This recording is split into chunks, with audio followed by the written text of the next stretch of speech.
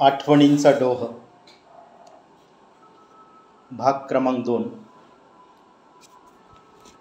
नांदिवलीचं निखळ प्रेम. पाटोदा तालुक्यातील त्यावेळचे नांदिवली गाव आता शिरूर तालुक्यात आलेलं आहे. तिथं सुरुवातीला आमचे वडील प्राथमिक शिक्षक म्हणून कार्यरत होते. साधारणपणे मी पहिली किंवा दुसरीच्या वर्गात असेल. आजही ते गाव जसंचं तसं आठवतं. गावाच्या एका बाजूने कायम वाहणारी नदी होती. त्या नदीवर टरबूज खरबुजाच्या वाड्या असत. टरबुजाच्या वाडीत जाऊन खायला टरबूज फुकट मिळत, कारण मास्तरांच्या मुलांना पैसेच लागत नसत. अनिल आणि मी कधीकधी टरबुजाच्या वाडीत जात असो. नदी काठाला त्यांनी झरे केलेले असत. त्याच झऱ्यात ते मिळालेले पैसे ठेवत.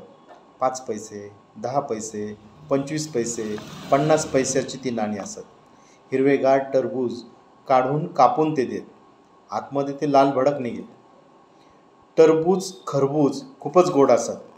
आपल्या गावच्या मास्तरांना सहज मोफतपणे ते सर्व टरबूज खायला देत. मास्तरांच्या मुलावर गावकरी खूप प्रेम करत. नांदिवलीत आम्ही राहत असलेल्या घरासमोर कोणते तरी मुस्लिम देवस्थान होते. चहूबाजूंनी मजबूत बांधकाम केलेलं. आतमध्ये लिंबाची भली मोठमोठी झाडं. शेजारी कोणाच्या तरी मळ्यात कायम मोठ चालू असे. मोठेला बैले जुंपलेले असत.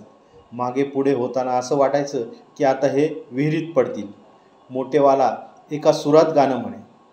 त्याच विहिरीवरून कधीकधी पाणी आणावं लागे.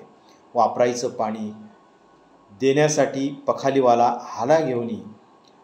पखालीतलं पाणी डब्यात घेऊन रांजण भरून देई.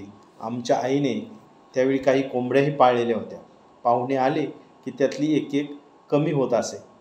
एकदा आमची मुंगूसवाडची मंगल आत्या आलेली होती. खुर्ड्यात कोंबड्या भरपूर होत्या. त्यातील एक कोंबडी सारखा आवाज करायची आणि आम्हाला डिस्टर्ब करायची. खुर्ड्यातून मोकळी सोडली की ती सगळीकडे माणसांच्या जवळ येऊन आवाज करीत फिरेल. मी 2-3 वेळा तिला हाकललं, पण ती पुन्हा पुन्हा यायची. पटकन हातात पकडली. जोरात नाणी घरातील दगडावर आपटली 2-3दा. कधी गेली ते कळलंच नाही. अक्का आल्यावर या कोंबडीला काय झालं काय नो, मान टाकून पडली असं म्हणून ती दाखवली. अक्का काय समजायचं ते समजले. गावच्या पूर्व दिशेला डोंगरावर मायंबांचं देवस्थान होतं. ते निमगाव मायंबा म्हणून प्रसिद्ध आहे. एकदा आमची शालेय सहल तिथं गेली होती. गडावर गेल्यावर मुळं पळू लागली. आम्ही पण पळालो. पळता पळता कुणाच्या तरी पायात पाय गुंतून आम्ही सरळ पाळथं पडलो. कपाळावर वरच्या बाजूने कोस पडली. रक्त भळाभळा वाहू लागलं. जोरजोरात हुंदके देत मी रडू लागलो. कोणीतरी ज्येष्ठ माणसाने उचललं.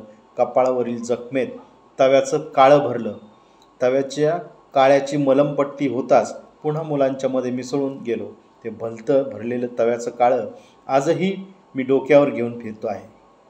नांदिवली गावच्या एका बाजूला विठ्ठल मंदिर असावं. त्या मंदिरात जाण्यासाठी पायऱ्या उतरून जावं लागे. ब्राह्मण समाजातील कोण्या मोठ्या माणसांचा भला मोठा वाडा त्या गावात होता. बऱ्याच पायऱ्या चढून गेल्यावर समोर घर दिसे.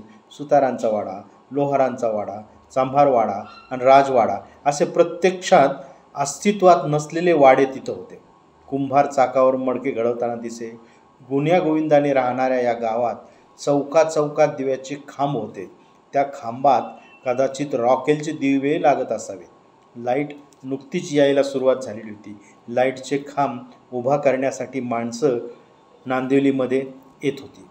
एकदा अचानक स्कायलॅब पडणार असून सर्व जगबुडी होणार असल्याची वार्ता गावात पसरली. घरोघरी लोक गोडधोड करून खाऊ लागले, कारण जगण्याचा भरोसा नव्हता.